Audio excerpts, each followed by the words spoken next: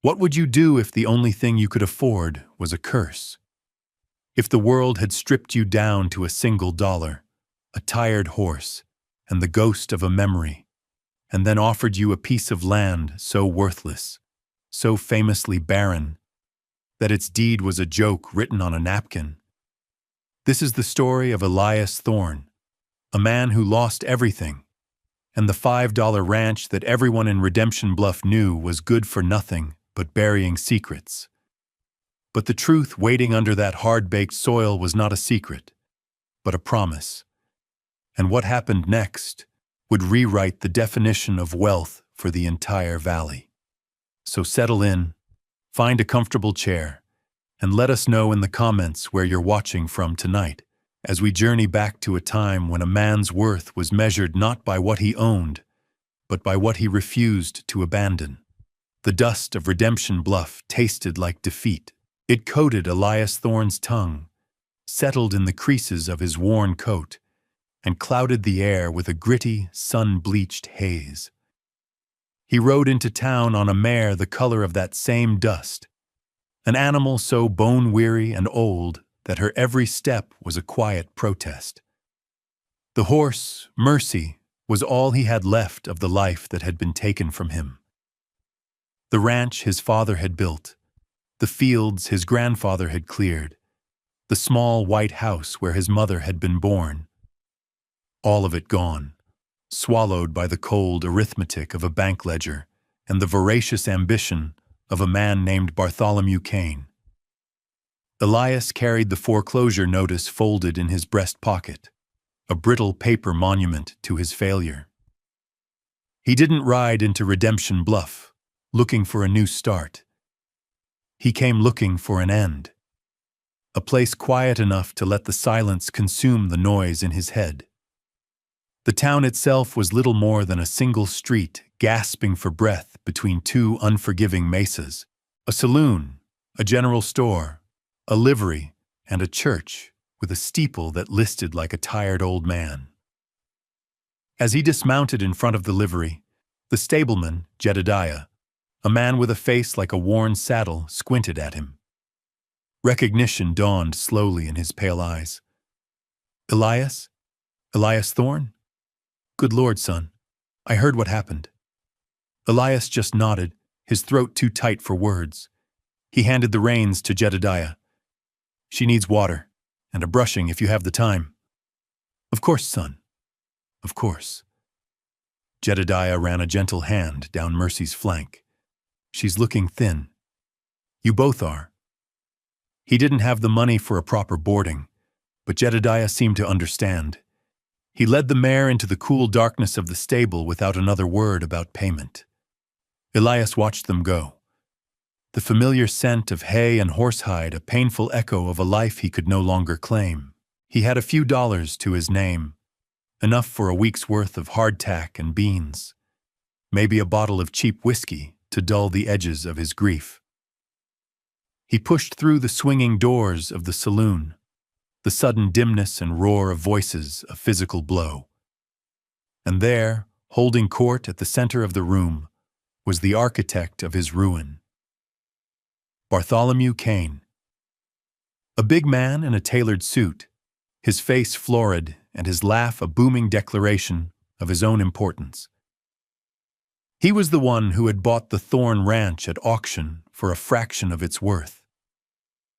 He saw Elias enter, and a cruel, knowing smile spread across his lips. He raised his glass. "Well, well, look what the wind blew in. The last of the Thornes. Come for a drink on your old land's profits, Elias?" The room fell quiet. Every eye turned to him. Elias felt the familiar shame rise, hot and suffocating. He said nothing, just walked to the bar and laid a coin down. "Whiskey," he said to the bartender, his voice a low rasp. Kane wouldn't let it be. He strode over, clapping a heavy hand on Elias's shoulder. "No need for that, my boy. Your money's no good here. Not when you're a man of such limited means." He laughed, and a few others joined in, nervous and eager to please. "Tell you what, Kane boomed, his voice dripping with false magnanimity. I feel for you. A man needs land. A man needs a home. I happen to own a plot I'm willing to part with. A real gem. He was playing to the crowd now, his eyes glittering with malice. The old Blackwood scratch. You know the one, boys. Barren as a banker's heart and twice as cursed. The men chuckled.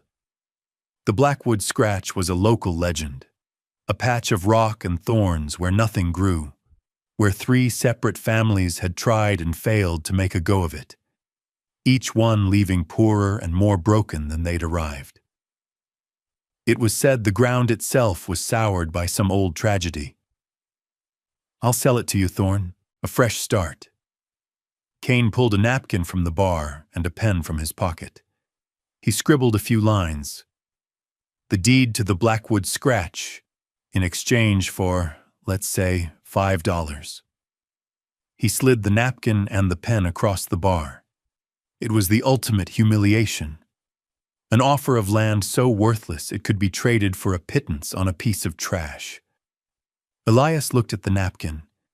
He looked at Kane's triumphant, sneering face. He looked at the circle of watching men. He had nothing. Less than nothing. He had only his name, and Kane was trying to grind even that into the dust. Slowly, deliberately, Elias reached into his pocket, pulled out his last 5 silver dollars, and placed them on the bar. He picked up the pen and signed his name. Elias Thorne. The saloon erupted in laughter. Kane roared, slapping the bar. He took it! The boy bought the curse. Elias folded the napkin, placed it in his pocket next to the foreclosure notice, picked up his untouched whiskey, and downed it in one smooth motion. He set the glass down with a quiet click, turned, and walked out of the saloon, the sound of their mockery following him like a physical shadow. What would you do with a deed written on a napkin? A title to a piece of land that existed only as a punchline? Would you tear it up and let the pieces scatter on the wind, a final admission of defeat? Or would you hold on to it, the last tangible thing in a world that had taken everything else? Let us know your thoughts in the comments below, and if you're enjoying this story of resilience, be sure to give us a like and subscribe for more tales from the forgotten corners of the frontier. When Elias stepped back into the blinding sunlight, he had no illusions. He knew he hadn't just bought a piece of land, he had bought their scorn outright. The laughter from the saloon was a brand on his back, but Elias walked on, his stride even, his face a mask of stone. He returned to the livery, where Jedediah was gently brushing Mercy's coat, the rhythmic strokes a small, quiet act of kindness in a world that had become brutally loud. The old liveryman looked up, his eyes full of a question he didn't dare ask. I heard the commotion, he said, his voice low. Kane's a hard man. He is that, Elias replied, his own voice sounding distant to his ears. He reached out and stroked Mercy's nose. The mare leaned into his touch, her warm breath a comfort. She was the only living thing that knew the man he had been before the bank notices and the auctioneer's gavel. She remembered the green pastures of home. Where will you go? Jedediah asked. Elias pulled the napkin from his pocket and unfolded it. Looks like I'm a landowner again. Jedediah squinted at the scribbled words, and a deep sigh escaped him. The Blackwood scratch. Son, there's nothing out there. It's poison ground. Old man Blackwood lost his wife and son to fever on that plot, and folks say his grief soured the soil for good. Nothing's grown there since. It's a place for endings, not beginnings. Then it's fitting, Elias said, a bleak finality in his tone. He gathered Mercy's reins, his movements stiff.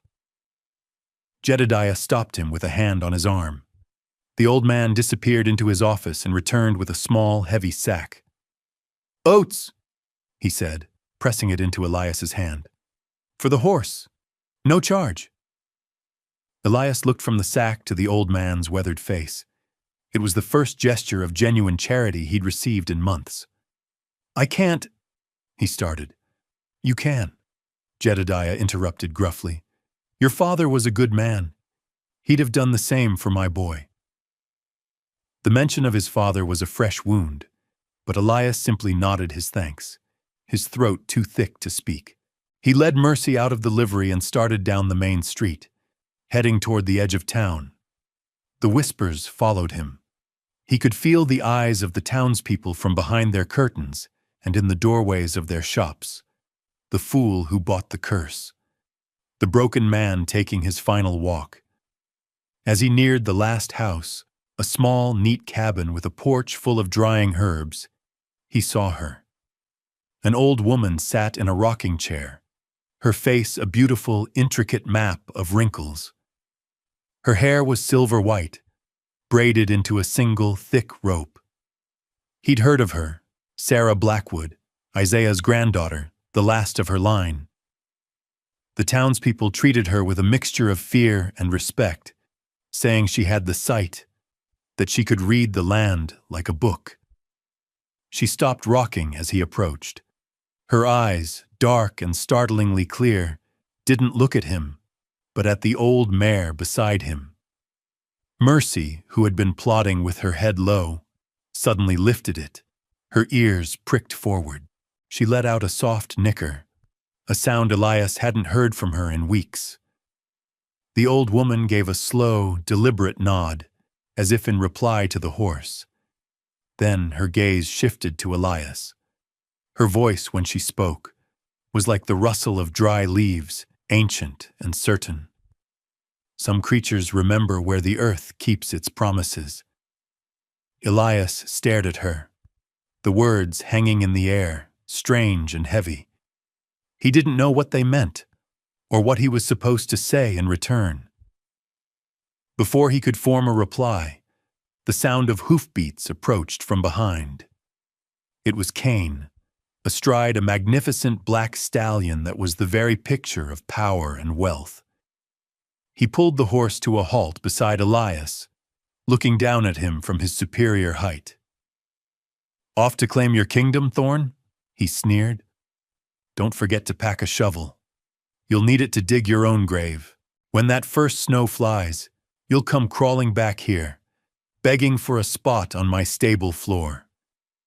He laughed, a harsh, ugly sound that echoed in the quiet street. He spurred his horse, showering Elias and Mercy in a cloud of dust, and galloped away. Elias stood there for a long moment, the dust settling on his shoulders, the old woman's cryptic words and Cain's cruel laughter warring in his mind. He looked down the long, empty road that led to the Blackwood Scratch.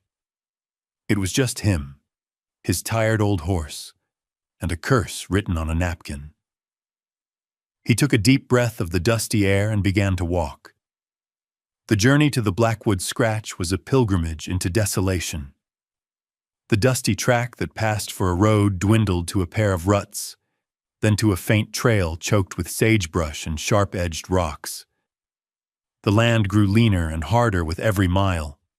The sparse grass gave way to cracked earth, the cottonwoods to skeletal junipers that clung to the hillsides like desperate old men. Elias walked, leading Mercy to spare her the extra burden. The sun was relentless, a white-hot coin in a bleached blue sky. The silence was immense, broken only by the crunch of his boots on the gravel, the tired sigh of Mercy's breathing, and the low, constant moan of the wind. This was a land that had no love for men. It endured them, and when they were gone, it scoured their memory from the soil. By late afternoon, they crested a low ridge and he saw it below. It was worse than the stories. The Blackwood Scratch was a shallow bowl of pale, alkaline dirt, studded with gray rock and thorny, withered bushes. It looked like a scar on the face of the earth, At its center, a single jagged finger of black stone rose from the ground, the remains of a chimney, the only evidence that anyone had ever dared to call this place home. A wave of profound hopelessness washed over Elias. Cain had been right. This wasn't a place to live. It was a place to be forgotten. He had paid $5 for a tombstone. Mercy seemed to feel it too. She stopped, her head hanging, her sides heaving. He led her down into the basin, the air growing still and hot. The ground was hard as iron under his boots. He walked over to the ruined chimney. The stones were cold to the touch, though they'd been sitting in the sun all day. They were expertly laid, the work of a man who had intended to stay. A man who had built a hearth for a family that would never gather around it. He ran his hand over the rough, soot-stained interior. He could almost feel the ghost of a fire, the phantom warmth of a home that had died here. He unsaddled Mercy, letting her wander to a patch of stubborn, dry-looking weeds that she nibbled at without enthusiasm. Elias set up his meager camp in the lee of the chimney, the only shelter from the incessant wind. He built a small fire from the dead branches of a skeletal mesquite, the flames struggling to take hold. As dusk began to bleed purple and orange across the horizon, the true character of the place revealed itself. It wasn't just empty, it was watchful. The silence wasn't peaceful. It was heavy, filled with an ancient, sorrowful waiting.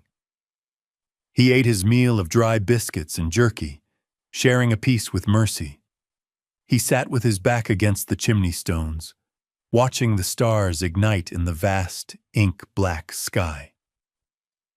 There were more stars here than he had ever seen, so bright and close they felt like a ceiling of scattered diamonds.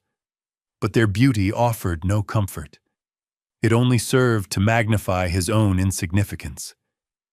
He remembered his father, on nights like this, standing on their porch and naming the constellations. That's the hunter, son. That's the plow.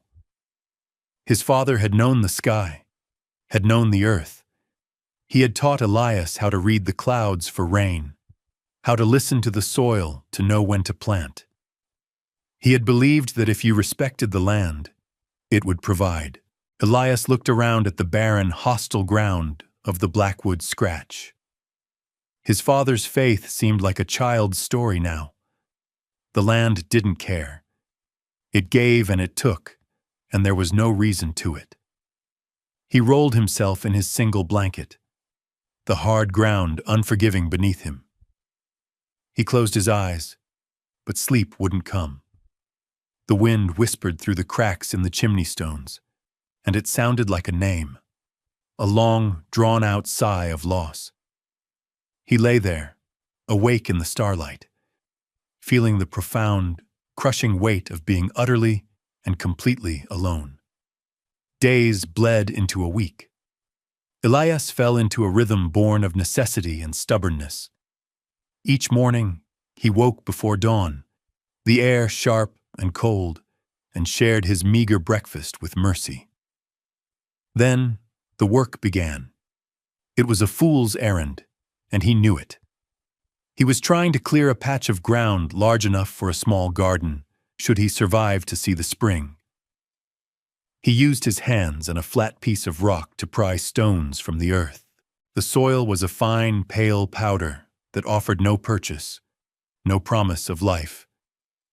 His hands, already calloused from a lifetime of farm work, grew raw and then tougher still.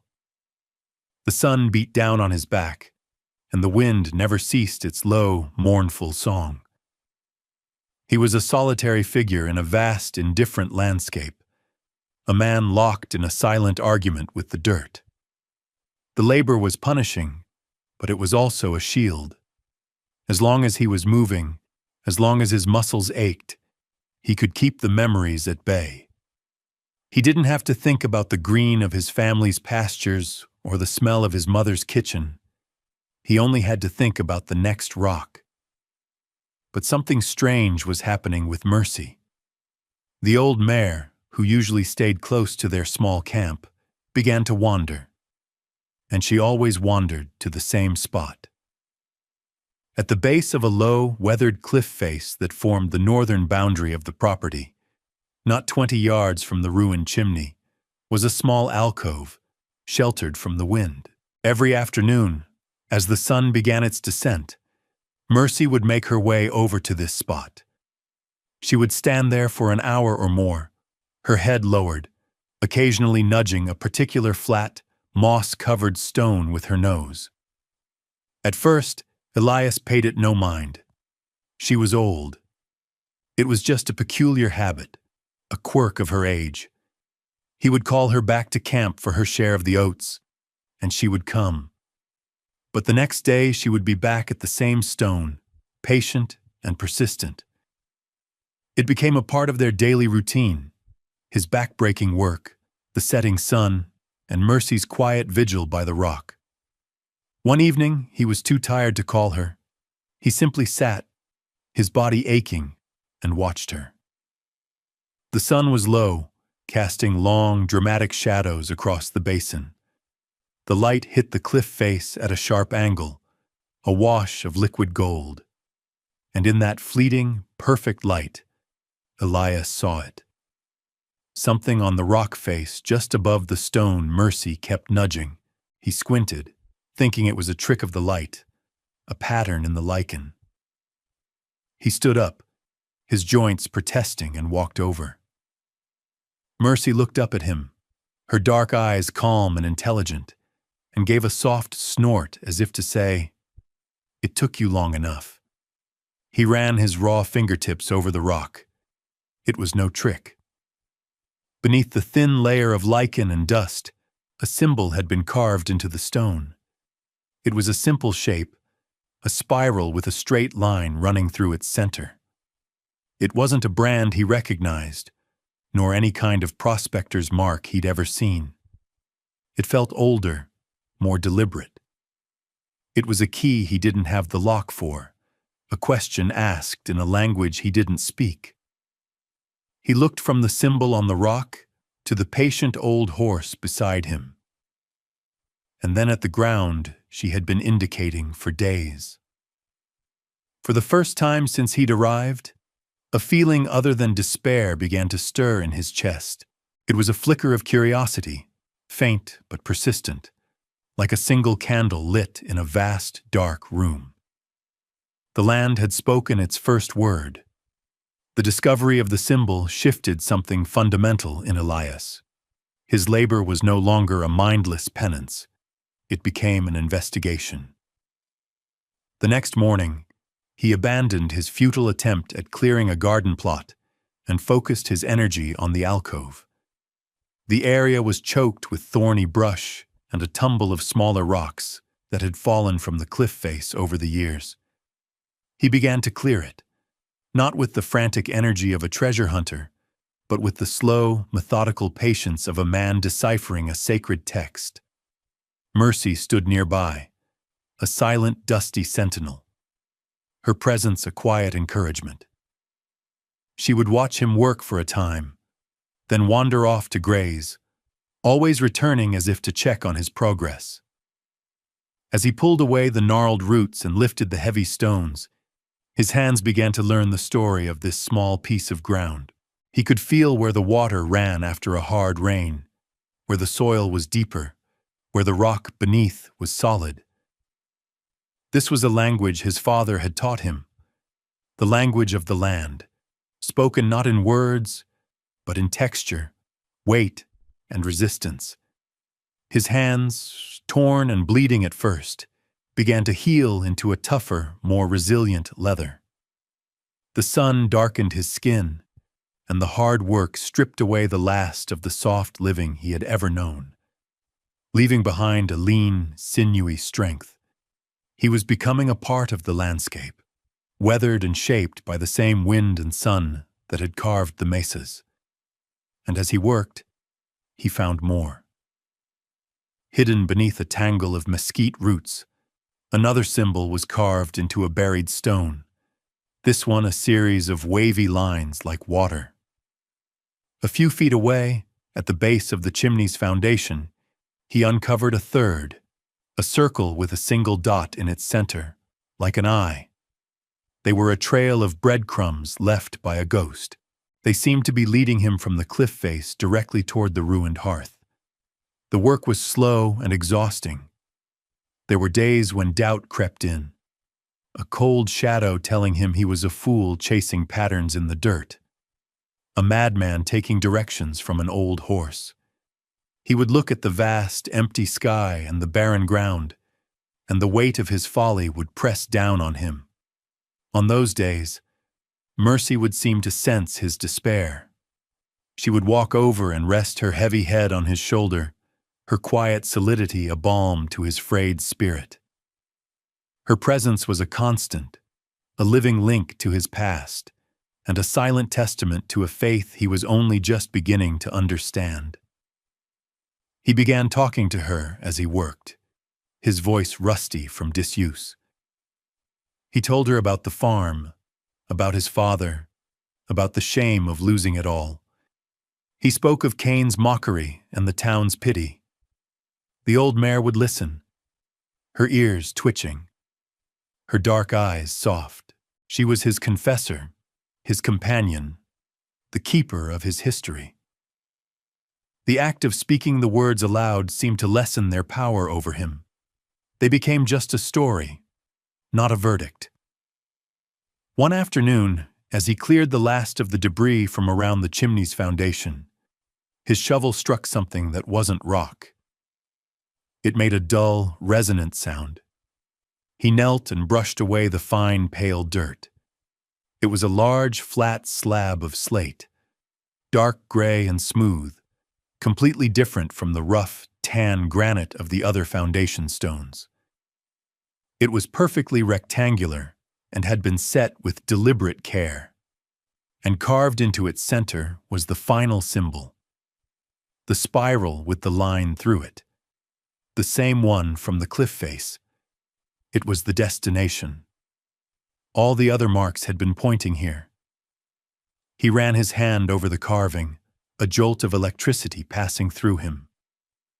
The wind died down. The air grew still.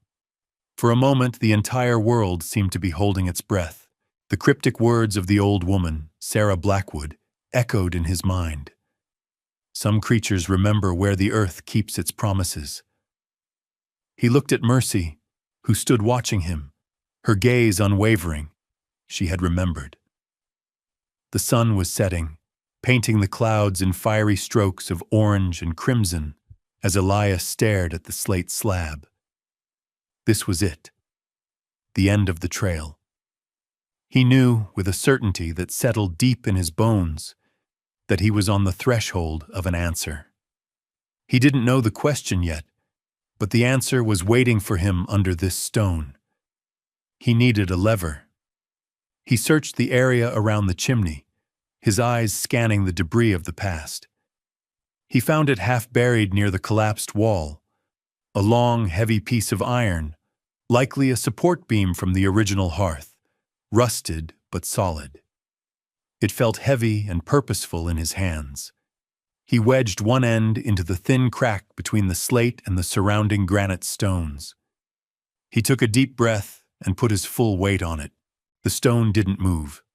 It was sealed tight by time and settled earth. He tried again, grunting with the effort, his muscles straining. The iron bar bent slightly, but the stone held fast. Sweat beaded on his forehead and ran into his eyes, stinging. He was tired, hungry, and for a moment, he felt the familiar sting of failure. Maybe this was the final joke, a locked door with no key. But then he looked at Mercy. She hadn't moved. She stood there, patient as the mountains, her presence a silent command to continue. He took another breath, repositioned the bar, and tried one last time, summoning every ounce of strength he possessed. He wasn't just lifting a rock. He was pushing back against Cain, against the bank, against the whispers and the pity. He was pushing back against the ghost of his own surrender. There was a low groan, a grating sound of stone on stone, and then a sharp crack. The slab shifted just an inch, but it was enough. Hope surged through him. He worked the bar back and forth, widening the gap, until finally, with a great sucking sound of released pressure, he was able to slide the heavy slate slab aside. A wave of cool, musty air rose from the dark cavity beneath. It smelled of deep earth, of leather, and of time itself. He peered into the darkness, his heart hammering against his ribs. He fetched his lantern from the camp, and with a trembling hand, he lit the wick. He lowered the flickering light into the hole. The beam fell upon two objects, nestled on a bed of dry sand. The first was a large satchel made of thick, oiled leather, dark with age and bound with sturdy straps. The second was a small, rectangular tin box, the kind used for holding documents or tea. His hand shook as he reached in and lifted out the tin box. It was surprisingly light. He sat back on his heels and worked the lid open. Inside, resting on a piece of faded velvet, was a small leather-bound journal. He opened it carefully, the pages brittle. The handwriting was neat, elegant cursive. "My name is Isaiah Blackwood," the first entry began, "and this land is my witness." He read on, the lantern light dancing on the page as Isaiah's story unfolded. He had not been a farmer, but a prospector. He had found a small but incredibly rich vein of gold in the hills, but he was a man haunted by the greed he saw in the world. He feared it would bring bandits, ruin, and death. So he hid his discovery, telling no one, not even his family. The journal chronicled how, during a terrible drought that struck the valley, he used his secret wealth to help his neighbors, leaving anonymous gifts of food, seed, and gold dust to families on the brink of ruin. He was building a home, but his real treasure, he wrote, was the community he was silently nurturing. The last entry was dated the day before the fever took his wife. He wrote of his plan to finally tell her his secret, to use the rest of the gold to build a school. He never got the chance. The journal ended there. Elias closed the book, his throat tight with emotion. This wasn't a curse. It was a legacy of quiet charity. He then turned to the leather satchel. He undid the straps, his fingers fumbling. He opened the flap and tilted it toward the light. What spilled out onto the ground was not a pile of coins, but a cascade of heavy, raw gold nuggets, their surfaces dull in some places, brilliantly gleaming in others. They shone in the lantern light with a soft, warm fire, a treasure not of greed, but of hope. And in that moment, Elias Thorne understood. He was not the owner of this place. He was its new keeper. Elias sat there for a long time, the gold nuggets scattered around him like fallen stars, the journal heavy in his lap. The weight of Isaiah Blackwood's story settled over him, a responsibility far heavier than the gold itself.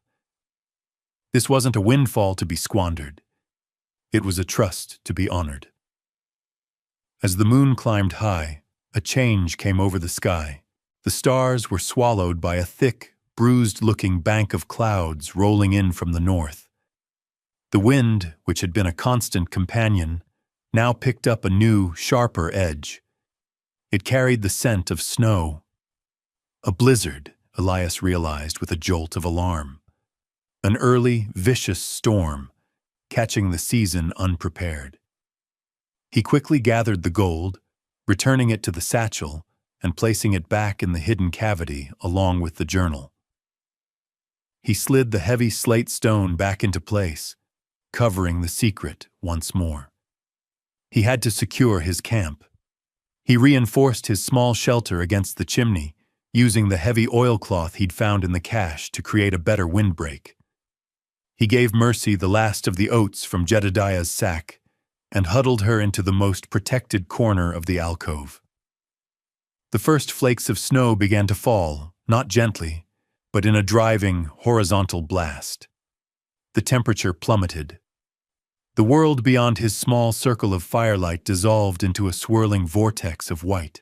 He huddled by the fire, feeding it sparingly from his small woodpile, wrapped in his single thin blanket. The cold was a physical thing, a predator that gnawed at his bones. The wind shrieked through the stones of the chimney, a chorus of ghostly voices. This was the test. The land was asking if he was worthy of its secret. He thought of Isaiah Blackwood, of his quiet strength, and found a reservoir of his own he didn't know he possessed. Sometime deep in the night, through the howling of the storm, he heard another sound, a faint, desperate cry. He thought he was imagining it, a trick of the wind. But then he saw it, a tiny, flickering point of light, a lantern swinging wildly in the blizzard, far out in the basin. Someone was out there, lost. Without a second thought, Elias grabbed his lantern and plunged into the storm. The wind tore at him, and the snow blinded him, but he kept his eyes fixed on that frantic light.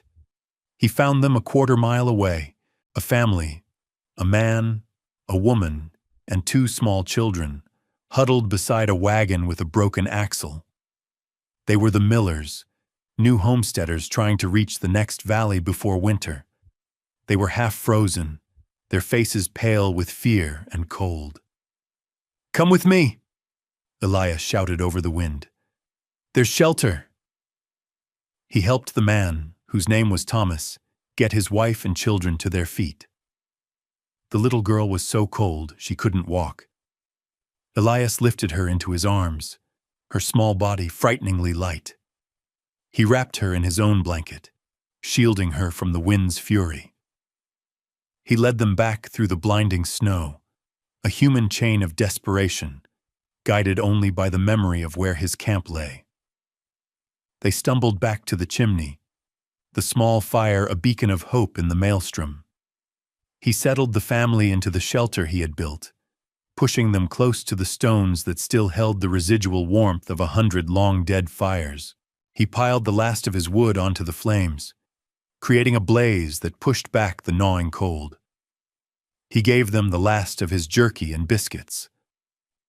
The mother, Sarah Miller, wept with gratitude as she held her children close to the life-giving heat. All through the long, brutal night, Elias stood watch. He was no longer just Elias Thorne, the failed farmer. He was the steward of the Blackwood Scratch, the keeper of the hearth. He was sheltering a family by the same chimney where Isaiah Blackwood had dreamed of his own. He didn't offer them gold. He offered them what Isaiah had truly valued: warmth, shelter, and a share of what little he had.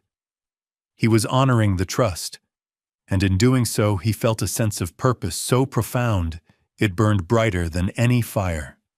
The blizzard raged for 2 days. When the storm finally broke, it revealed a world transformed, buried under a thick blanket of pristine white snow. The sky was a brilliant, cloudless blue, and the air was so cold and clean it hurt to breathe. The Miller family was safe. The color had returned to their cheeks, and the light of hope had returned to their eyes. Elias shared the last of his coffee with Thomas Miller as they surveyed the broken wagon. "We'd have died out there," Thomas said, his voice thick with emotion. "I don't know how we can ever repay you."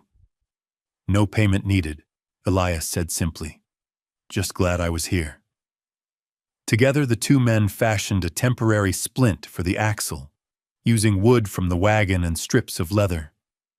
It was a slow, cold job, but by midday the wagon was passable. As the Millers prepared to leave, Sarah pressed a small, carved wooden bird into Elias's hand.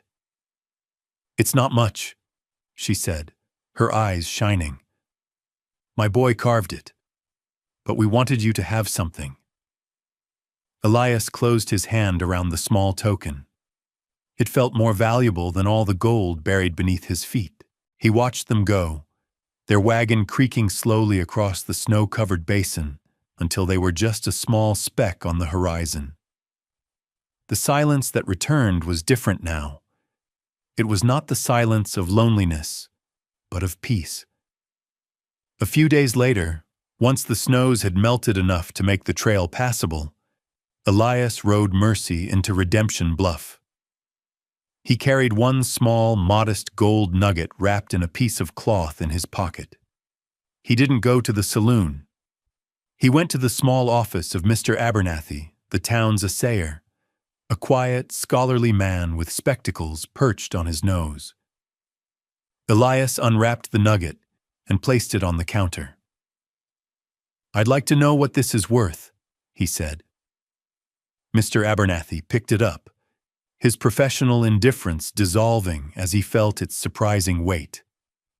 He placed it on his scale, peered at it through his loupe, and performed a small scratch test with a drop of acid.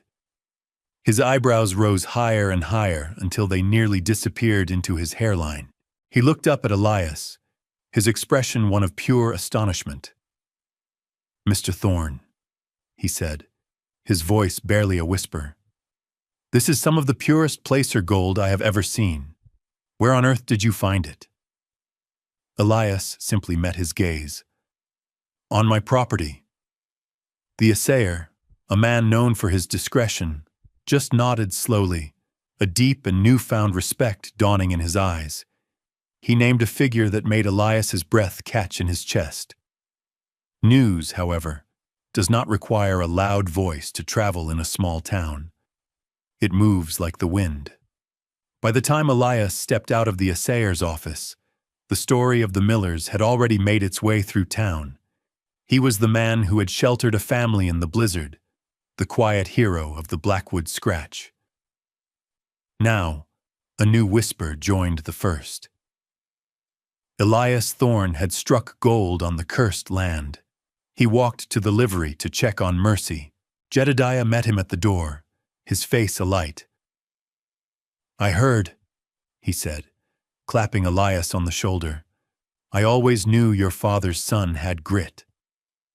Across the street, Bartholomew Kane stood on the saloon porch, a drink frozen halfway to his lips. He had heard the news. He watched as townsfolk, the same ones who had laughed at Elias, now nodded to him with deference. A few even tipped their hats. Kane's face was a thunderous mask of disbelief and fury. He had practically given away a fortune out of spite. Elias saw him watching. He didn't gloat. He didn't smile. He simply held Kane's gaze for a long moment, a silent acknowledgement of the turn of fortune's wheel. In that quiet look, Kane was utterly and completely diminished. He had been beaten not by a rival, but by the very thing he'd dismissed as worthless. Elias Thorne had not found a treasure. He had become one. The town of Redemption Bluff no longer saw a failure. They saw a founder. Months passed, and the seasons turned. The harsh white of winter gave way to the tender green of spring, and then the deep, golden tones of late summer. The Blackwood Scratch was no longer a scar on the land. A small, sturdy cabin now stood where the ruined chimney had been, built by Elias's own hands from pine brought down from the high country. The chimney itself was the heart of the new home, built from the original stones, a testament to the past that now warmed the future. A neat fence of split rails enclosed a thriving garden, its soil enriched and tended with a farmer's loving care. A handful of healthy cattle grazed peacefully in a newly cleared pasture. Elias had used the gold not for luxury, but for life. He had bought tools, seeds, and livestock. He had paid Jedediah fairly for his kindness and established a line of credit at the general store built on his word alone. He had sent a quiet donation to the Millers, delivered by a traveling preacher, ensuring their new homestead would survive its first year. He didn't live like a rich man. He lived like a homesteader, his days governed by the sun and the needs of his land. He had honored Isaiah Blackwood's legacy not by hoarding the gold, but by transforming it into a self-sustaining home, a place of quiet abundance. People from Redemption Bluff would sometimes ride out to see the transformation for themselves. They would find Elias mending a fence or watering his crops, and they would look on in a kind of reverent silence at the miracle he had wrought from cursed ground. The whispers had changed from mockery to awe. Bartholomew Kane had left town, selling his vast holdings after his public humiliation, unable to bear living in the shadow of the man he had tried to destroy. The evening light, thick and golden, poured into the valley. Elias stood on the porch of his new home, a cup of coffee steaming in his hands. Mercy, now retired to a life of leisure, grazed nearby, her coat shining with health. He looked out at the land, at the fields he had cleared, at the home he had built. He had come here seeking an ending, and instead, he had found the truest kind of beginning. He ran a hand over the smooth, planed wood of the porch railing, feeling the solid reality of it beneath his calloused palm. This was his. Not the gold buried beneath it, but the life that had grown on top of it. He thought of all he had lost and all he had found, and a quiet understanding settled in his soul. He looked out at the horizon and spoke the words softly, to himself and to the listening land. "Some ground doesn't hold a curse," he murmured. "It holds a trust." Thank you for joining us for this story to the very end. It's a powerful reminder about finding value where others see none, and how true wealth is measured in the life you build, not the treasure you find. If this tale of patience and quiet vindication resonated with you, please consider leaving a like and a comment below. Be sure to subscribe and hit the notification bell so you don't miss our next story from the heart of the frontier. Until then, take care.